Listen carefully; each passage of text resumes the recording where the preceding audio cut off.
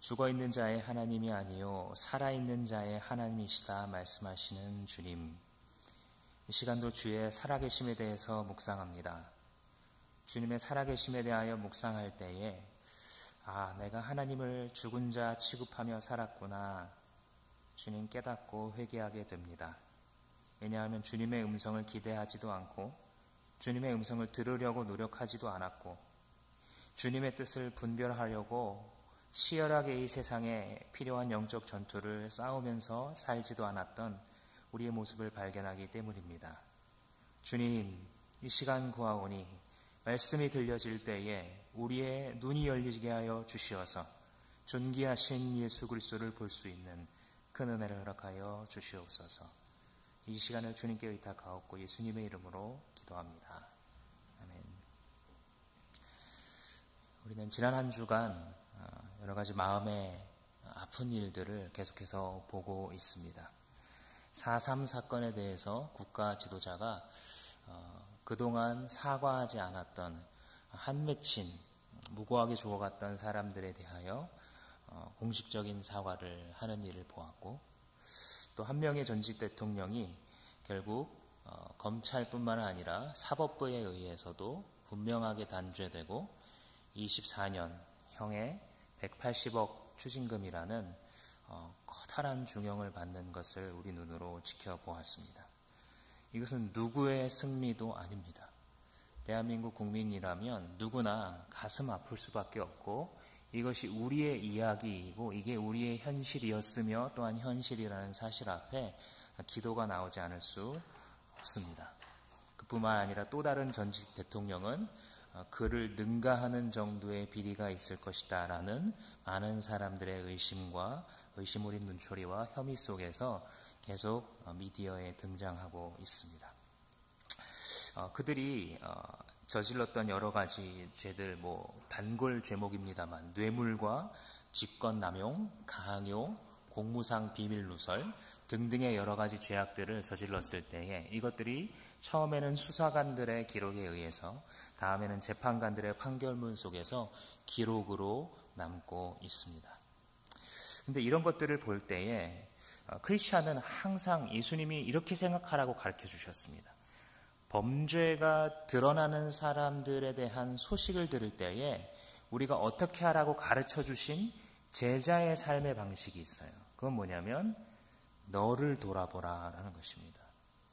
항상 범죄한 사람이 어떤 공인이 됐던 간에 아니면 그냥 사인이 됐던 간에 범죄하는 사람이 있으면 저는 왜 이렇게 잘못했지? 이런 생각이 들 수밖에 없겠지만 그 바로 다음에 어떤 생각이 따라와야 한다고 예수께서 가르치셨냐면 너희도 돌이켜 회개하라 라고 주님께서 가르쳐 주셨죠. 이 공인들이 여러 가지 죄목들이 기록되고 있을 때에 이것이 과연 남의 일이라고만 생각할 수 있을까? 이렇게 생각해 보는 것이 오늘 설교의 출발점입니다. 무엇이냐면 내 삶도 어딘가에 기록된다고 한다면 이 세상에서 저지른 범죄들, 이 세상 사람들의 앞에 기록되고 있다라고 한다면 내가 살아가는 삶의 기록들이 하나하나 다 기록될 때 과연 그 사실을 다시 한번 깨닫는 나는 무슨 생각을 하게 될까?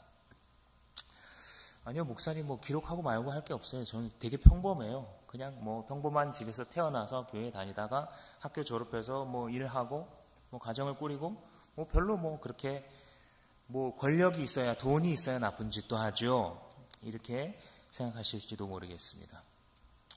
그런데 크리스찬들에게 있어서 중요한 기록은 어떤 기록이냐면 하나님과 나와의 관계의 역사입니다. 크리스찬들에게 있어서 매우 중요한 기록은 내가 하나님과 어떻게 관계 맺으면서 내 삶의 하루하루를 살아왔는가, 이것에 관한 기록이 아주 중요한 것입니다. 왜냐하면 주님께서 오늘 이 마태복음 본문을 통해서 우리에게 말씀해 주시는 게 뭐냐면 사실 하나의 역사를 얘기해 주시는데 이 역사가 한마디로 거절의 역사입니다. 이스라엘이 어떻게 선지자들을 거절하고 또 거절해 왔는지에 대한 역사를 지금 예수님이 말하고 계셔요. 이 말은 무슨 뜻이냐면 우리의 삶, 한 국가의 운명만이 아니라 개개인의 삶에 대해서도 관심을 갖고 예수님께서 지켜보시고 또 주께서 기록하고 계신다라는 사실을 우리에게 말해주고 있습니다. 그리고 그 역사를 기록하신 결과 우리의 삶과 국가와 한 민족의 역사를 기록하시면서 주님의 관심은 한 가지입니다. 그 관심은 오늘 본문을 요약해서 말씀드리자면 돌아오라 라는 관심입니다. 34절 말씀에 보시면 이 34절부터 35절까지 과거, 현재, 미래 이 세 가지 시점이 나타납니다. 34절에 보시면 먼저 현재입니다. 그러므로 내가 예언자들과 지혜 있는 자들과 율법학자들을 너희에게 보낸다. 이 현재예요. 내가 이런 사람들을 지금 보내고 있다는 거예요. 누구냐면 예수님의 제자들이에요. 그 예수님의 제자들을 때로는 예언하는 일로, 때로는 지혜롭게 가르치는 일로, 때로는 율법학자, 즉 말씀의 선생으로 보낼 거라는 거예요. 보낸다는 거예요. 그게 지금 현재입니다. 미래는 뭐냐면 그렇게 보낸 사람들에 대해서 이 백성들이 어떻게 반응할 것이냐면 죽인다는 거예요. 예수님이 이미 알고 있어요. 예수 믿는 예수 제자들의 이 세상에서의 모습을 이미 이렇게 말씀해 주고 계시는 거예요. 장밋빛 미래에 대해서 얘기하시는 게 아니에요. 뭐라고 말하냐면 너희는 그 가운데 더러는 죽이고 더러는 십자가에 못 박고 더러는 회당에서 채찍질하고 이 동네 저 동네로 끝까지 쫓아다니면서 너희들을 미워하고 박해할 것이다. 이게 예수의 제자가 세상으로 보냄받으면서 예수님께서 그 운명, 그 미래의 모습에 대해서 말해주시는 부분입니다. 이게 현실이에요. 신앙인들은 우리가 이 땅에서 살아갈 때 그 삶이 어떤 것인지에 대해서 분명하게 알 필요가 있습니다. 주님께서 가르쳐 주시는 우리의 생각으로 볼 때 굉장히 희망적인 부분이 있어요. 정말 주님을 믿을 때에 내게 능치 못할 일이 없구나. 사실입니다. 전체적 사실은 아니에요. 전체적 사실의 또 다른 일부는 무엇이냐면 이게 있는 거예요. 세상이 너희들을 미워하고 끝까지 쫓아다니면서 괴롭히고 죽이기도 할 것이다 라고 가르쳐주고 있습니다. 그리고 이 예언은 우리가 이 당시 말씀을 듣고 있었던 제자들의 삶의 기록들만 보아도 다 사실이었죠.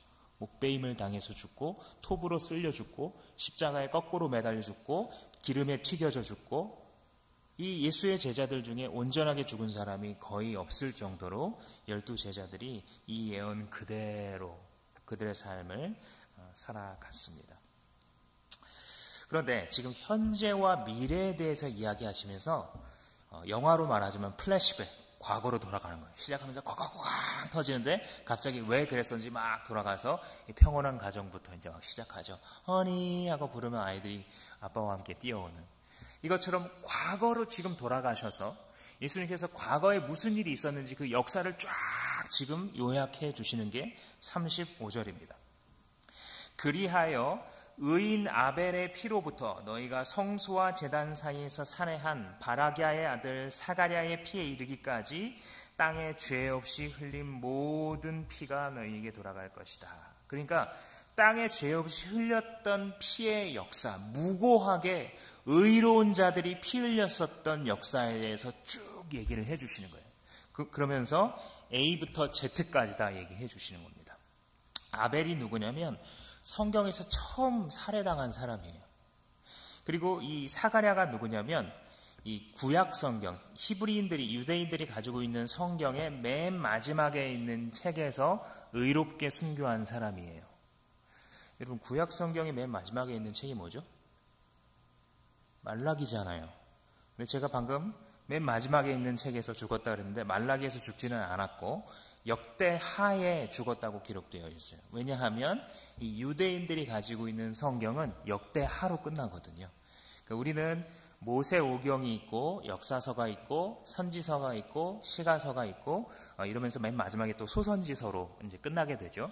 근데 히브리인들이 유대인들이 가지고 있는 성경의 순서는 모세오경까지는 똑같아요. 그런 다음에 이 토라라고 부르는 모세오경이 있고 그 다음에 선지서, 느비임이라고 부르는 선지서에 이 역사서와 대선지서, 소선지서가 들어갑니다.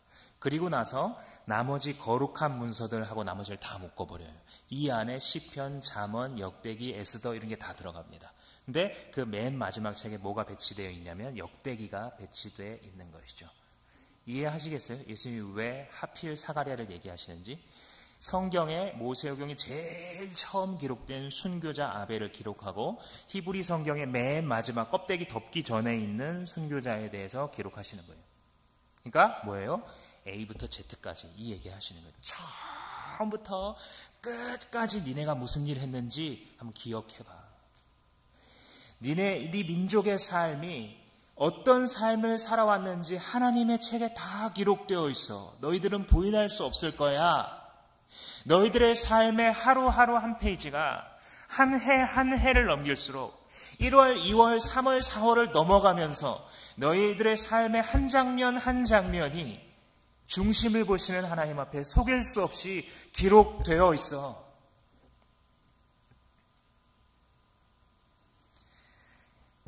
이스라엘의 역사는 계속해서 의인과 선지자들을 죽여온 역사입니다. 하나님의 뜻을 알려주는 것이 선지자의 역할이죠. 우리의 삶과 우리 민족의 삶과 한 국가의 삶에 대해서 하나님의 뜻을 알려주는 게 선지자인데 사람들은 그 선지자들을 계속 핍박해 왔습니다. 여러분 가끔 기도하실 때 이런 기도하십니까? 하나님의 뜻을 알게 해 주시옵소서. 종종 기도하시죠. 저도 종종 이렇게 기도합니다. 뭔가 결정해야 되는데 하나님의 뜻을 잘 모르겠는 거예요. 여기 지원해야 될지 저기 지원해야 될지, 이 사람 계속 만나야 될지 말아야 될지, 여기서 지금 싸워야 될지 물러서야 될지 고민이 돼서 하나님의 뜻이 잘 분별이 안 돼서 기도하잖아요. 하나님의 뜻을 알게 해주세요. 그런데 여러분 하나님의 뜻 정말 알고 싶으세요? 하나님의 뜻 왜 알고 싶으세요? 하나님의 뜻을 알고 싶으신 겁니까? 아니면 하나님의 뜻이 내가 원하는 거와 같은지 알고 싶은 겁니까? 우리가 주님 앞에 그렇게 기도할 때 한번 자기를 점검해 볼 필요가 있습니다. 하나님의 뜻을 알려주는 것 사람들은 싫어합니다. 하나님의 뜻을 알려주는 거 좋을 것 같죠? 역사 속에 기록된 증거는 뭐냐면 하나님의 뜻을 알려주는 사람을 무지무지하게 싫어해요. 그게 구약 성경에 기록되어 있는 모든 역사예요. 하나님의 진짜 속마음을 말해주면 싫어해요. 하나님의 어떤 말씀을 이렇게 잘 이 마루운동 기계체도 하듯이 멋지게 만들어서 아주 좋은 부분을 딱 던져주면 좋아하죠. 그리고 하나님의 뜻, 하나님의 말씀이라고 말하면서 던져주면 사람들은 감동합니다. 막 힘을 얻어요. 하나님의 뜻을 그대로 알려주면 싫어합니다. 왜죠? 변해야 하니까. 변화되어야 하니까. 그래서 타락한 인간은 하나님의 뜻을 알기 원하면서도 막상 하나님의 뜻을 알려주는 자를 증오하는 것입니다. 그것이 선지자들이 계속 피 흘려왔던 역사의 증언인 것입니다. 특히 선지자들을 싫어하는 이유가 있습니다. 계속 말해주거든요.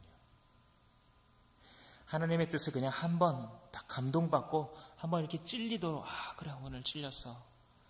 그리고 멈추면 좋겠는데 계속 얘기해요. 이 선지자가. 근데 선지자 입장에서는 왜 그렇게 말할 수밖에 없냐면 아무리 하나님의 뜻을 알려줘도 변화하려고 하는 마음이 없으니까. 애초에 하나님의 뜻을 물을 때에 하나님의 뜻에 순종하면서 내 삶을 바꾸겠다는 작정하고 묻는 게 아니에요. 그냥 궁금한 거예요. 이 사주팔자에 따라서 이 사람하고 결혼하면 궁합이 잘 맞는지 알아보고 싶은 심정으로 하나님께 묻는 무속신앙과 같은 그런 믿음으로 우리가 때로 주님께 물어보기 때문입니다. 여러분 운전을 혹시 하실 때 혹은 운전하는 차 옆에 이렇게 있을 때 이 옆에 있는 차가 내 앞에 지금 끼어들려고 하는데 개념 없이 막 들어오려고 그래요. 그럼 어떻게 합니까? 방어운전을 해야 돼요. 속도를 줄이거나 아니면 빵빵 누르면서 들어오면 지금 부딪힙니다 하고 표시를 해줘야 되잖아요.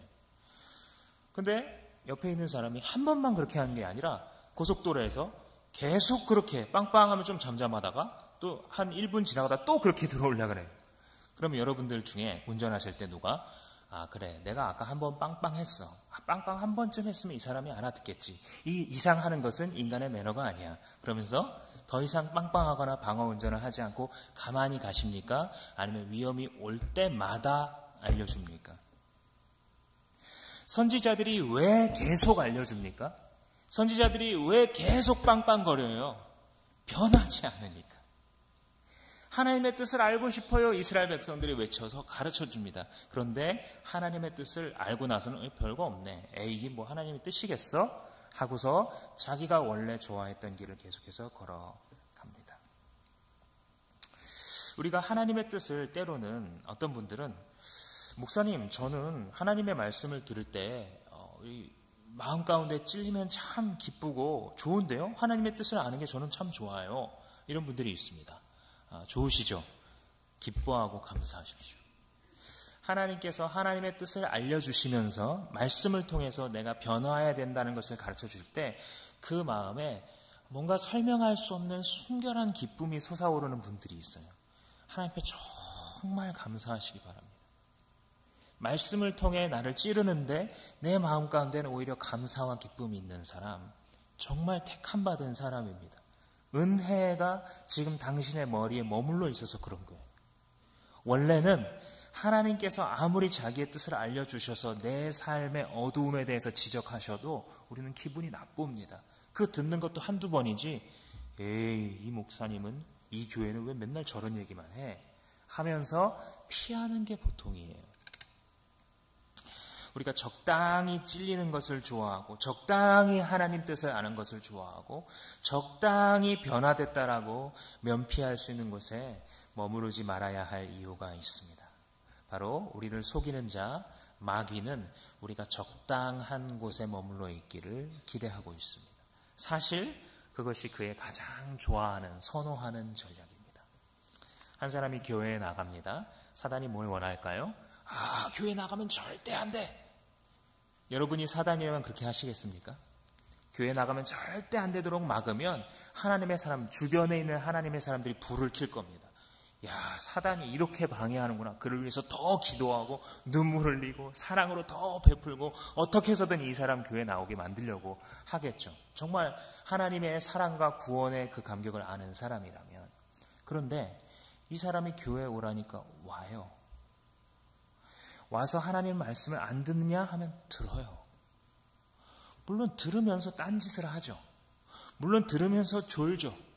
근데 또 모임 하라 그러면 안 오냐? 그럼 와요. 근데 변화가 돼요? 안 돼요? 안 돼요. 왜요? 말씀을 안 들으니까. 하나님의 뜻을 알려줘도 쳐내니까. 여러분들이 마귀라면 최고 아닙니까? 이 시나리오가? 주변의 대부분의 사람들이 볼 때는 이 사람은 교회를 다녀요. 더 이상 이 사람을 위해서 열심히 기도해 줄 이유도 별로 없어요. 왜냐하면 따라오니까, 모임에 나오니까, 교회 출석하니까 집사도 받네? 조장도 되네? 근데 사실 영적인 측면에서 보면 하나도 하나님의 뜻에 관심이 없이 살아가는 냉정한 인간. 최고 아닙니까? 마귀 입장에서. 따라서 우리가 하나님께서 우리의 마음 가운데 찔림을 주시고 때로는 귀찮으리만큼 말씀해 오신다는 것을 깨달을 때에 그것을 깨달은 마음이 복되도다라고 선언할 수 있어야 합니다. 이것에 지금 이 말씀 앞에 찔리고 있는 이 마음 하나님 주신 것이구나. 하나님 감사합니다. 이 사람에게 가능성이 있습니다. 이 사람에게 하나님의 나라가 내려앉을 수 있습니다. 이 사람을 통해서 하나님의 나라가 피어오를 수 있습니다.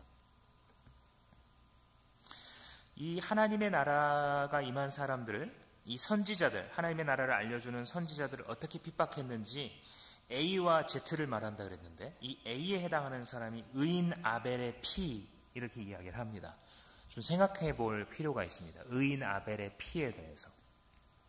여러분들 이 기억을 창세기 앞부분으로 쫙 돌려보십시오. 창세기 앞부분에 가인과 아벨이 하나님 앞에 둘 다 제사를 하죠. 가인은 뭘로 제사를 드려요? 곡식과 성경의 표현으로는 땅의 소산 이렇게 되어 있으니까 아마 채소, 열매, 곡식 이런 것들이겠죠. 그런 것들을 가져와서 하나님께 바치면서 제사를 해요. 그리고 아벨은 뭘 바쳐요? 짐승으로 제사를 드리죠. 이 양의 첫 새끼들 중에서 골라서 하나님 앞에 드리고 기름진 것으로 하나님께 드렸다, 이렇게 성경이 기록되어 있습니다. 근데 문제는 이제 어디서 생기냐면 하나님께서 아벨의 제사만 받으시니라 이렇게 기록해요. 이 말은 가인의 제사를 안 받은 거라는 말이에요. 여기서 이제 많은 이 학설들이 나옵니다. 도대체 아벨의 제사만 받으셨다, 이게 무슨 뜻이냐? 하나님이 뭐 갑자기 구름 위에 네 거 accepted 뭐 이렇게 구름을 보여주셨나? 네 제사 잘 받았어 하고 뭐 이 하늘 위에 톡을 날려주시나? 뭐 잘 알 수 없어요. 뭐 이 엘리야 때 보면 엘리야가 막 바알 선지자들과 대결을 하잖아요. 우리 여기 도랑에다가 물을 부어놓고 제단에 불을 갖다 대지 말자. 그리고 부르짖어서 응답하는 신이 참 신이다 하고 850대 1의 싸움을 하잖아요. 근데 그 싸움을 할 때 하나님께서 이 엘리야가 쌓아놓은 예배를 받으신다는 징표가 뭐였어요? 불이었어요. 하늘에서 불이 내려와가지고 이 제단 위의 재물을 다 삼키고 도랑 위에 물까지 다 삼켰대요. 불이 얼마나 강렬했습니까? 하나님께서 받으셨다. 그래서 뭐 그거였는지, 아벨 때도 불이 내려온 거였는지, 아니면 뭐 솔로몬 때 성전을 봉헌하면서 건축하면서 예배를 드릴 때 그 제사에 하나님의 영광의 구름이 임하죠. 이 모세 성막과 똑같이 구름이 임하면서 제사장들이 성전에 들어갈 수 없을 정도로 하나님이 임재해 주십니다. 그러니까 누가 봐도 하나님 지금 받으셨구나라고 볼 수가 있었을 거예요. 아무 뭐 구름이었는지 불이었는지 아무튼 간에 하나님께서 아벨의 제사를 받으셨어요. 그래서 사람들이 이제 막 생각을 합니다. 아니 왜 이게 이유가 뭐였을까? 왜 아벨의 제사는 받고 가인의 제사는 안 받았을까? 사람들이 이 기독교 역사 속에서 많은 주석들을 달았어요. 여러분 우리가 상상할 수 있는 것처럼 어떤 사람은 제물의 종류가 차이를 냈다고 생각해요. 그래서 여기는 뭐 곡식류이고 여기는 짐승, 육식이잖아. 하나님도 고기 좋아하시는 거 아니야? 실제로 우습지만 이런 생각을 했어요. 사람들이. 짐승의 제사는 피를 흘리는 거니까 하나님 기뻐하는 것이고 곡식 무슨 과일 이런 거 드리는 거는 뭐 피가 안 들어있잖아. 그러니까 하나님이 피 있는 제사를 좋아하시면서 막 열변을 토하면서 가르치는 경우들이 지금도 왕왕 있습니다. 사실 모순이죠. 모세오경 이미 내에 모세오경의 이 제사법에 보면 피 있는 짐승만이 아니라 곡식의 제사도 이미 명령하고 있어요. 그러니까 하나님 받으셔요. 안 받으시는 게 아니에요. 하나님이 육식만 좋아하신다? 아니에요. 채식도 이 곡식도 받으신다. 그러니까 육식만 좋아한다는 건 다분히 현대인의 이 선호가 투영된 것이 아닌가 생각해 볼 수도 있겠습니다. 또 어떤 사람들은 농부라는 직업을 하나님 별로 안 좋아한다 이렇게 생각하는 사람이 있었어요.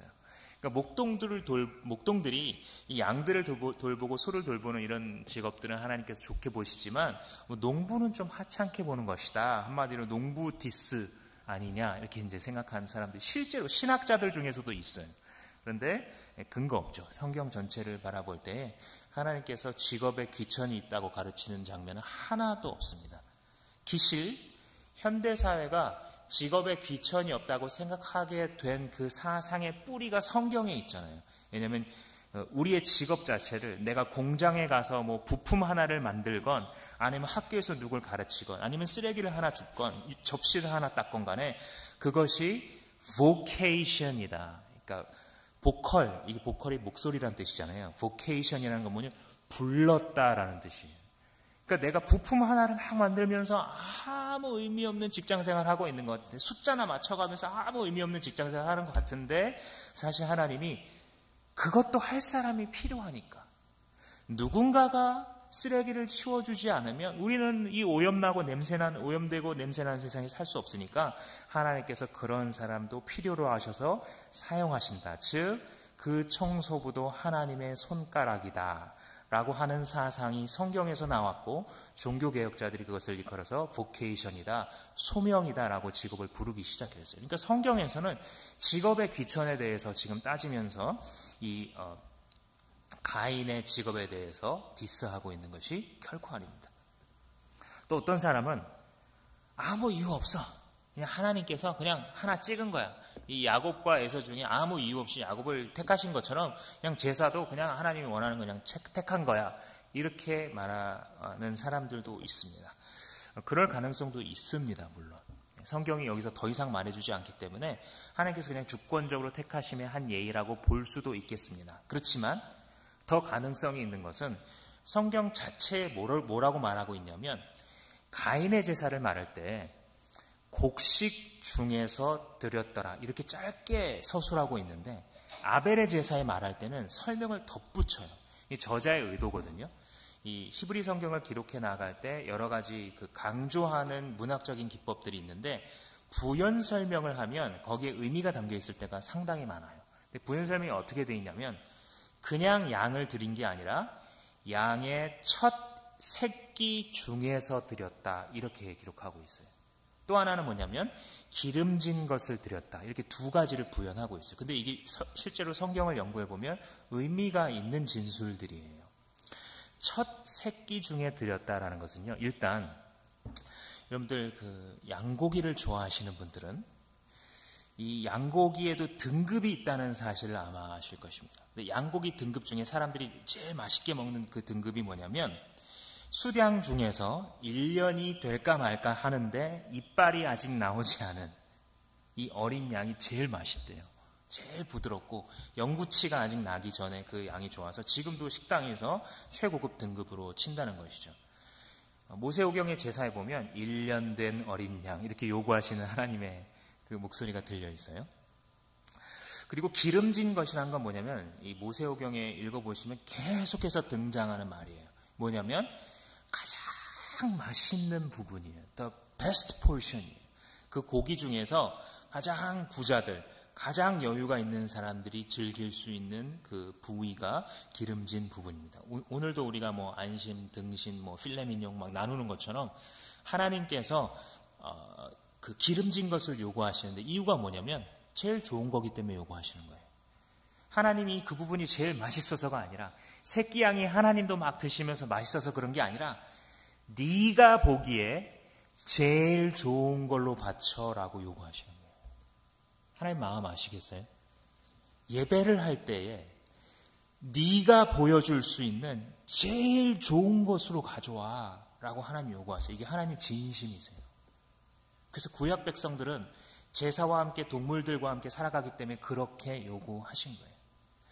다시 아벨의 얘기로 넘어가서 아벨이 제사를 드렸을 때에 첫 새끼 중에서, 새끼도 그냥 새끼가 아니라 이 어미가 낳은 새끼가 여러 마리 있으면 그 중에 제일 먼저 나온 거, 이 어미의 출산의 기력이 출발되는, 이게 성경에서 의미를 좀 두는데 그 첫 새끼 중에서 골라서 드린 거고 그 중에서도 기름진 것을 드렸다라고 말하는 것은 아마도 아벨이 하나님께 드린 마음 자세에 대한 진술일 가능성이 아주 높아요.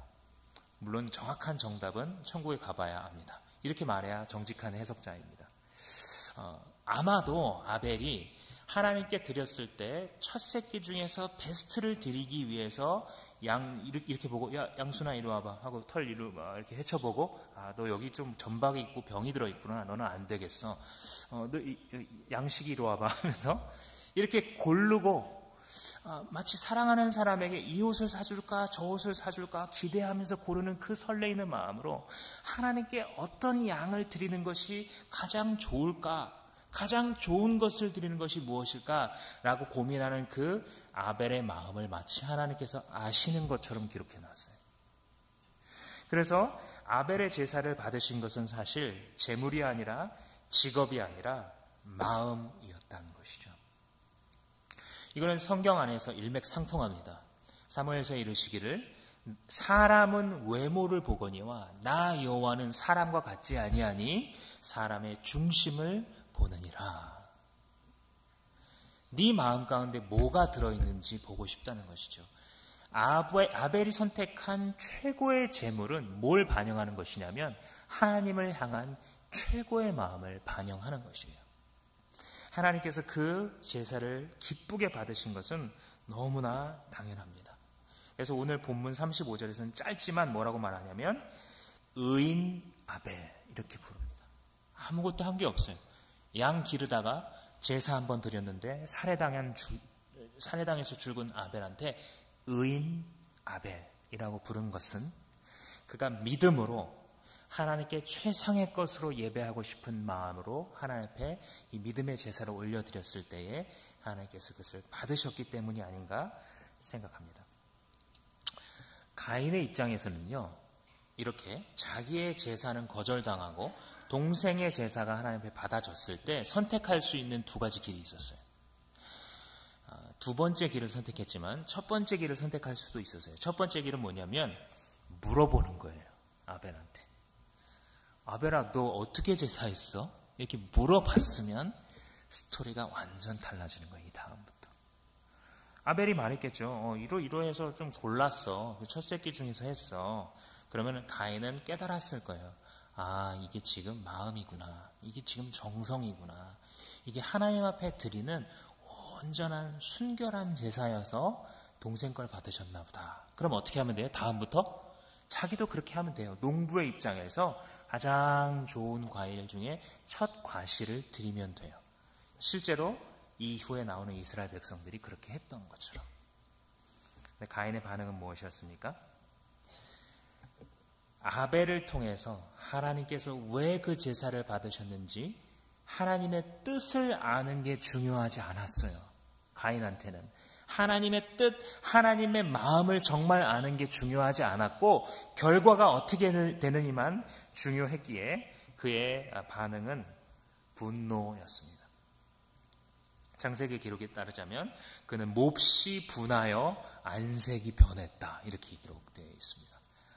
우리도 뚜껑 열리면 어느 정도 이렇게 상식적인 대화를 주고받다가 상대방이 너무 정말 이 상식 이하로 나오면, 매너를 완전 다 어디다 쌈 싸먹고 나와서 대화를 하고 있으면 우리가 울그락풀그락 하게 된다 그러죠. 이 막 핏대가 올라오면서 폭발을 합니다. 우리도 그 대상에 대해서. 그게 뭐 가족이 되었건 자식이 되었건 혹은 뭐 동료가 되었건 누가 되었든 간에 폭발을 하는 순간에 있는 거죠. 엄마! 근데 이렇게 폭발을 할 때에 하나님이 가인을 보셨어요. 보시고 나서 뭐라고 물어보셨냐면, 가인아, 왜 분내느냐? 죄가 너를 원하지만 너는 죄를 다스릴지라 라고 말씀하셨어요. 하나님이 알고 있는 거예요, 지금 가인의 마음을. 그런데 놀라운 건 뭐냐면, 가인이 아벨을 언제 쳐 죽였냐면 하나님이 이 말씀을 하시기 전에 쳐 죽인 게 아니라 이 말씀을 듣고 나가서 쳐 죽인 거예요. 가인아, 너 지금 분나지? 그런데 왜 분내니? 죄가 지금 너를 집어삼키려고 너를 원하고 있는데 네가 그 죄에게 다스림 당하는 게 아니라 네가 그 죄를 다스려야 한다. 네가 그 분노에 다스림 받을 것이 아니라 그 분노를 다스려야 한다. 내가 너에게 있지 않니? 너는 그렇게 할 수 있어. 너는 내 자식이야. 나에게 묵상하렴. 너는 그 분노를 다스릴 수 있어. 라고 주님이 말해주신 거예요. 그런데 그 말을 듣고 가서 아우를 쳐 죽입니다. 스토리는 여기서 끝나지 않습니다. 하나님 물어보십니다. 가인아, 아벨이 어디 있니? 무서운 물음이죠. 가인은 대답합니다. 몰라요. 내가 뭐 동생 시다발입니까? 성경의 표현으로는 제가 동생을 지키는 자입니까? 내가 무슨 동생 뒷공문이 쫓아다니면서 걔가 어질러 놓은 거 딱 치워주면서 다니는 무슨 시다발이에요? 딱 이 감성이에요. 내가 아우를 지키는 자입니까? 모릅니다. 어디 갔는지. 하나님이 대답하십니다. 가인아, 네 동생의 핏소리가 땅에서 울부짖는다. 하나님께서 의로운 자의 죽음에 대해서 느끼시는 감정이에요. 이게 하나님은 참을 수 없어요. 하나님은 의로운 자가 무고하게 피 흘린 것에 대해서 참을 수 없어요. 하나님 결코 잊지 않으세요. 무고한 자가 하나님의 이름으로 믿음으로 살아가다가 무고하게 피 흘렸을 때 세상의 기준으로 보면 이 사람 개죽음을 당한 것 같은데, 그런데 하나님만은 그것을 잊지 않으세요. 우리가 순교자의 피를 이어받은 교회가 된 것은 보통의 일이라고 생각해서는 안 됩니다. 하나님께서 우리가 어떤 삶으로, 어떤 교회로 존재해야 될지에 대해서 우리에게 많은 것을 이미 말씀해 주신 거예요. 우리가 어떠한 관심을 하나님께 받고 있는지 이미 알고 있는 것입니다. 4.3 사건이 일어났을 때 정치권에서는 지금 또 이것을 가지고 정치적으로 공방을 하고 있습니다만 4.3 사건이 빨갱이에서, 공산당에서 비롯된 것은 맞습니다. 그러나 그게 전부가 아니죠. 1948년 4월 3일에 재헌국회를 하기 위해서 전국의 대표자들을 선거를 했는데 당시 남한에 남아 있었던 공산당 이 조직 세력의 가장 중추였던 남로당이 이 선거를 못하게 합니다. 왜냐하면 왜 북한을 제해놓고 우리가 한민족인데 왜 남한만 정부를 수립하고 이렇게 헌법을 만들려고 하느냐 하고 반대를 합니다. 있을 수 있는 반대입니다.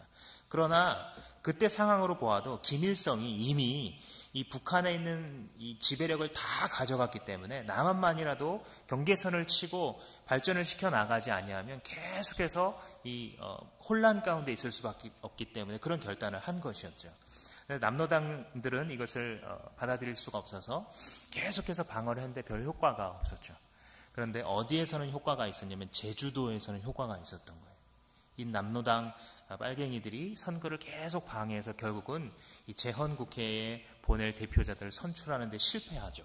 그리고서도 계속 어떤 활동을 하냐면 빨치산 활동을 하면서 숨어 지내면서 내려와서 경찰들을 죽이는 거예요. 그래서 경찰 입장에서는 이 빨갱이 소리만 있고 빨갱이 냄새만 나도 죽이려고 그러는 거죠. 빨갱이의 아빠래더라. 그럼 아빠 물어보지도 않고 그냥 처단해서 죽입니다. 그 자리에서. 빨갱이의 사촌이더라. 당연히 죽고요.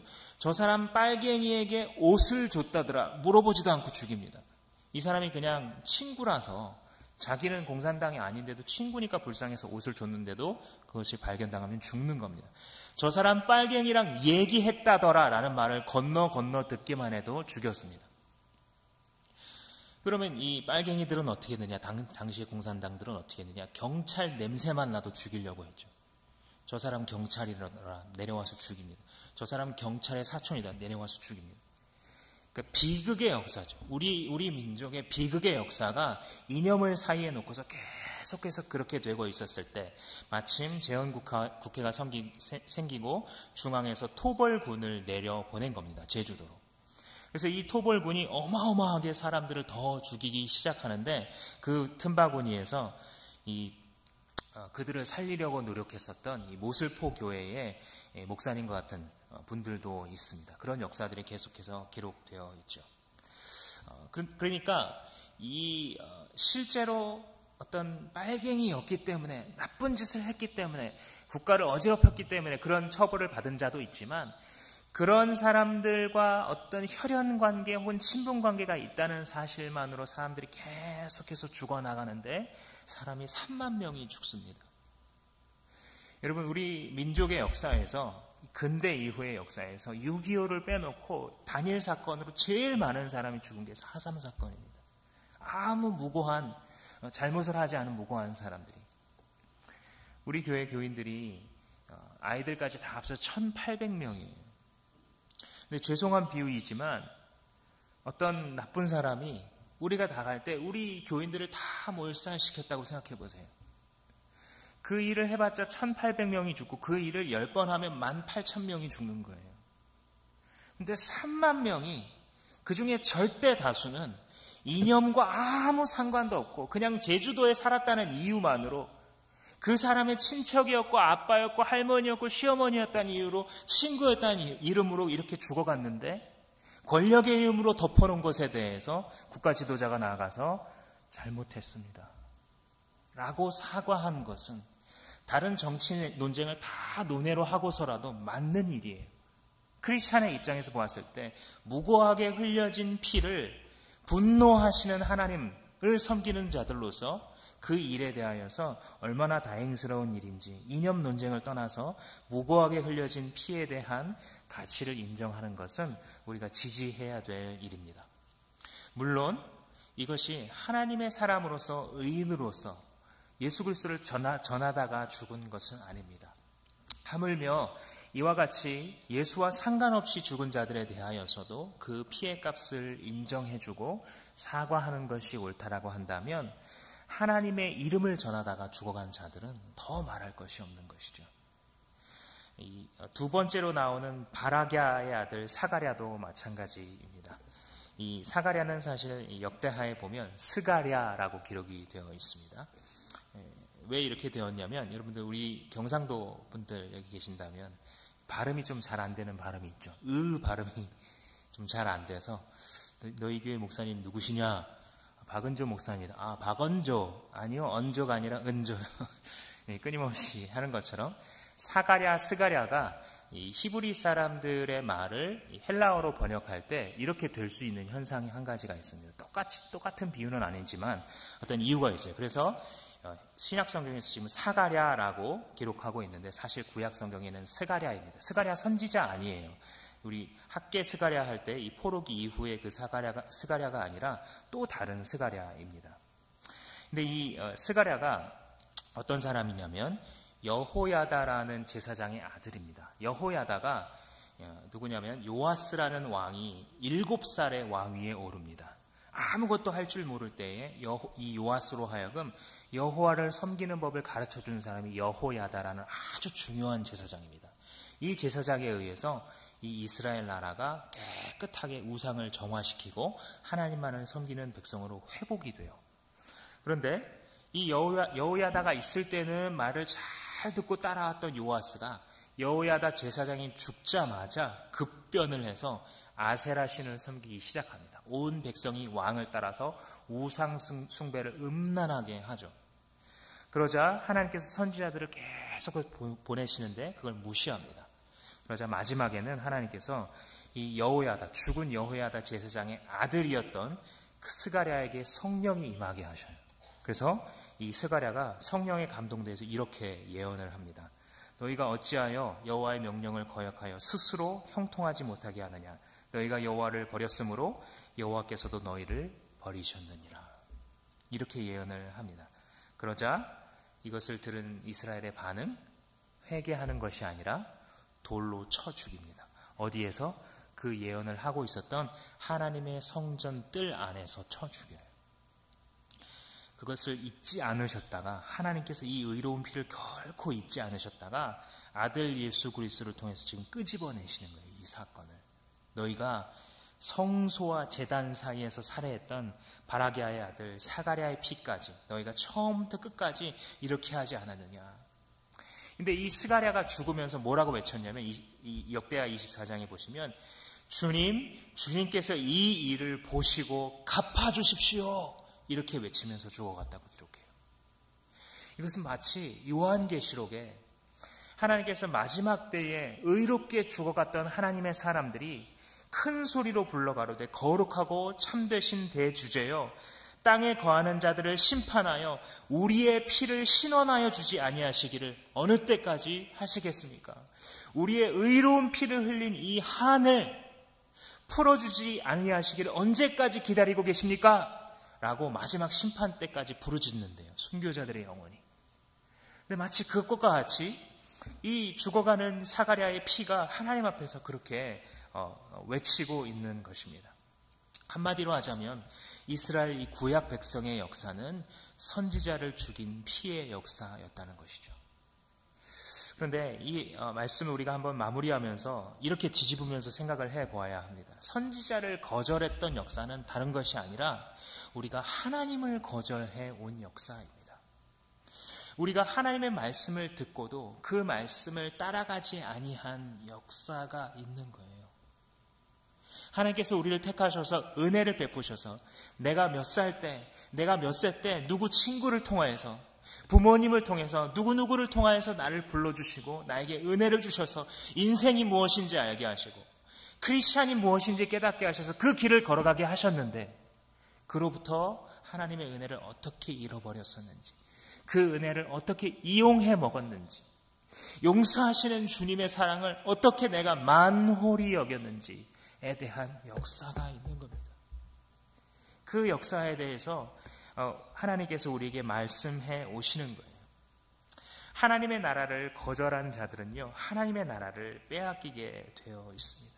주님께서 지금 이 36절 말씀에 이 일의 책임이 다 이 세대에게 돌아갈 것이다 라고 말씀하셔요. 근데 이게 뭐냐면 1차적으로는 예수님이 죽으시고 40년 안에 예루살렘이 묵사발이 됩니다. 로마 군인이 들어와서 성전을 다 무너뜨려서 돌 위에 돌 하나도 남지 않도록 무너뜨려 버리죠. 그래서 그 책임이 그들에게 돌아갈 뿐만 아니라 그 성전 파괴로 끝인 게 아니에요. 유대인의 역사를 한번 살펴보세요. 어떻게 되었는지. 예수 그리스도의 이름을 하나님의 선지자들을 계속해서 핍박하고 하나님의 뜻을 알기 원해요. 기도만 할 뿐 계속해서 하나님의 뜻을 가르쳐주는 선지자들을 핍박하고 쫓아냈었던 역사로 살아왔고, 맨 마지막에는 자기 아들을 보내셔서 돌아와라 라고 외치는데 그를 결국 십자가에 못 박여 죽였을 때 하나님께서 그 민족에게 어떻게 하셨는지 보십시오. 물론 하나님께서 유대 민족을 완전히 버리신 것이 아닙니다. 로마서에 기록되어 있는 것처럼 그들도 똑같이 예수 그리스도의 이름을 부르게 될 때에 그들도 구원을 얻을 거예요. 그래서 39절에 이렇게 기록되어 있는 것이죠. 너희가 주님의 이름으로 오시는 분은 복되도다 하고 찬양자의 마음으로, 예배자의 마음으로 회복될 때 그들을 다시 구원하신다는 것입니다. 그러니까 하나님께서 지금 우리를 무엇으로 회복시키기를 원하시냐면 하나님의 품으로 돌아오는 예배자가 되기를 원하시고 우리를 부르고 계신 것입니다.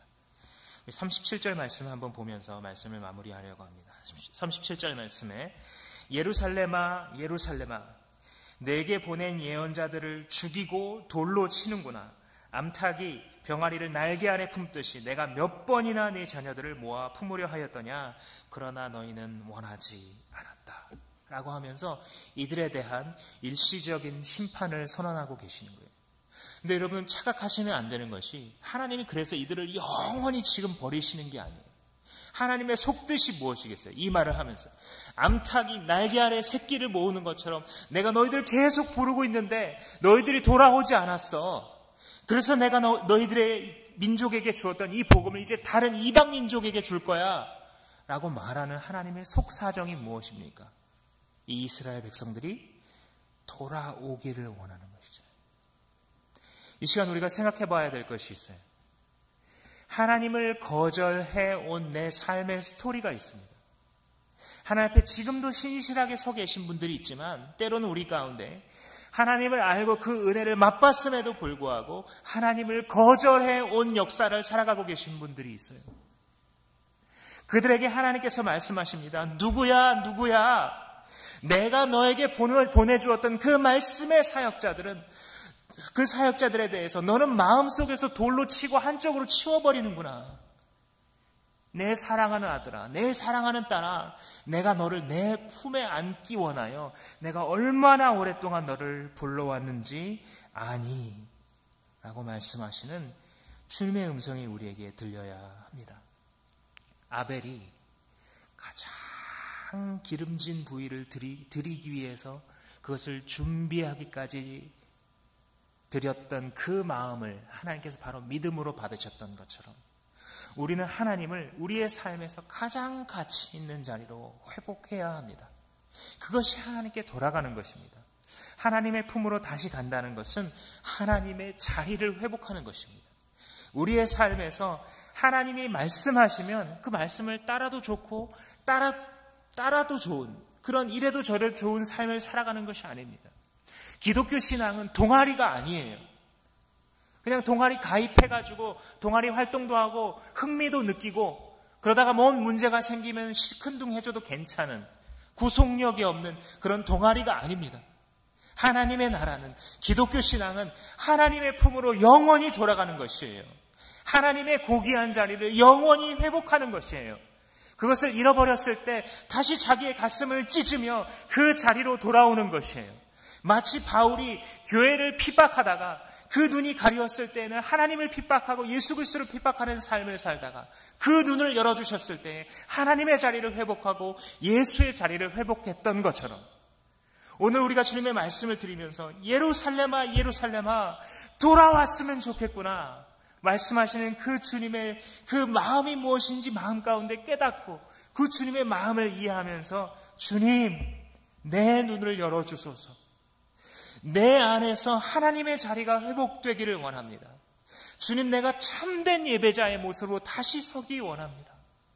예배의 자리에 나올 때마다 하나님께 최고의 것을 가지고 나오고 싶은, 일주일간의 하나님에 대한 묵상 때문에 말씀을 갖고 제대로 살아보려고 전투를 거듭하다가 이 자리에 나왔을 때 하나님께 드리는 내 마음을 받아주십시오. 세상에서는 상처나고 구멍나고 짓밟힌 마음이지만 주님, 이 마음이 얼마나 맛있는 부위인지 주님은 아시죠. 이것을 그대로 내어드립니다 라고 고백하는 우리 모든 신앙인들 될 수 있기를 주님의 이름으로 축원합니다.